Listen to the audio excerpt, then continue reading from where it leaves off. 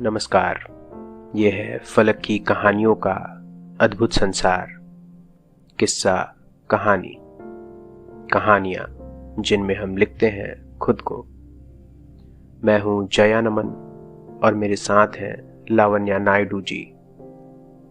आज हम दोनों सुनाने जा रहे हैं लावण्या नायडू द्वारा लिखित कहानी देवी। जनवरी की उस शाम धारासार बरसात शुरू हो गई थी। वह नक्शिक भीगा हुआ था और जंगल में पेड़ के नीचे खड़ा कांप रहा था। तभी जोर की बिजली कड़की और उसने देखा उस पेड़ के ठीक पीछे एक मकान था। उसने चारों ओर देखा। अब अंधेरा भी जल्दी होने की आशंका बढ़ती देख कोई और उपाय भी नजर नहीं आया तो उसके पैर उस मकान की तरफ बढ़ चले। ज्यादा बड़ा मकान नहीं था। दरवाजे और खिड़कियां भी बंद थीं। दरवाजे की कड़ी बजाकर उसने आवाज लगाई, कोई है? सुनिए, बाहर बहुत तेज बारिश हो रही है। क्या आज रात के लिए या केवल बारिश रुकने तक आप मुझे आश्रय दे सकते हैं? बड़ी मेहरबानी होगी। अंदर से कोई आवाज नहीं आई। वो वहीं दीवार से सटकर खड़ा रहा। कुछ देर बाद किसी ने हल्का सा दरवाजा खोला। सुनिए, मैं आपको अंदर आने नहीं दे सकती, किंतु ये छाता ले लीजिए, शायद कोई मदद हो जाए। रुकिए, मैं नीचे रख देती हूँ। बारिश के पानी से शुद्धि हो जाए तब उठाइएगा। मैं कुछ समझा नहीं। मैं अभी अपवित्र हूँ ना, इसलिए। वो क्या है ना, मैं रजस्वला हूँ। हर महीने 5 दिन मुझे हमारी इस कोठरी में आकर अकेला रहना पड़ता है। तुम्हें यहाँ सुनसान अकेले में डर नहीं लगता? पहले लगता था। मैं बहुत रोती भी थी। माँ से मेरा रोना देखा नहीं जाता तो वो यहाँ बाहर सोती थी और मैं अंदर। फिर क्या? अब माँ हमेशा मेरे साथ रहती है। उसने दरवाजा थोड़ा और खोला और एक चंदन की माला चढ़ी तस्वीर को देखकर मुस्काई। मुस्कुराते हुए जैसे उसका गला भर आया था। तुम्हारे गांव में कोई कुछ बोलता नहीं? नहीं, ये तो गांव के हर घर में हर स्त्री के साथ होता है। फर्क सिर्फ इतना है, किसी को कोठरी मिलती है और किसी के नसीब में झोपड़ी। बोलती हुई वो चौखट के उस तरफ बैठ गई। खड़ा खड़ा वो भी थक चुका था, तो चौखट के इस तरफ वो भी बैठ गया।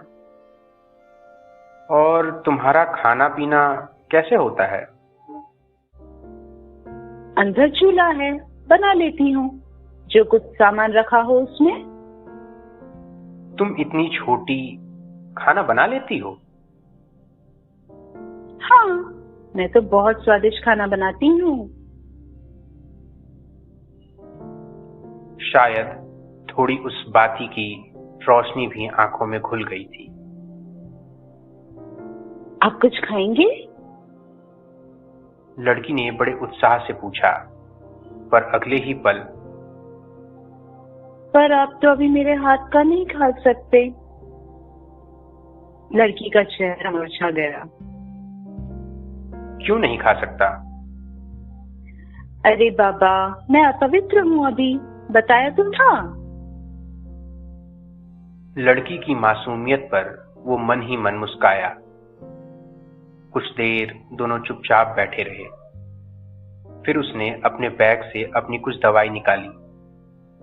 कुछ सोचकर वापस अंदर रखने लगा। क्या हुआ? आपने अपनी दवाई वापस अंदर क्यों रख दी? मैं खाली पेट दवाई नहीं ले सकता, तकलीफ होगी। पर क्या? दवाई नहीं लिया तो भी मेरी तबीयत बिगड़ सकती है। उसने तिरछी नजर से लड़की को देखा। ओह, अब क्या कर सकते हैं, तुम मुझे खाने को दे नहीं सकती, मेरे पास कुछ खाने को है नहीं। लड़की गंभीरता से सोचने लगी, फिर धीरे से बोली, सुनो, मैं तुम्हें खाना देती हूँ, पर तुम ये बात किसी को मत बताना, वादा करो। वादा? अरे ऐसे नहीं, अपने सर पर हाथ रखकर बोलो। वो फिर उसके भोलेपन पर मुस्कुरा दिया और सर पर हाथ रखकर बोला, वादा? अब खुश?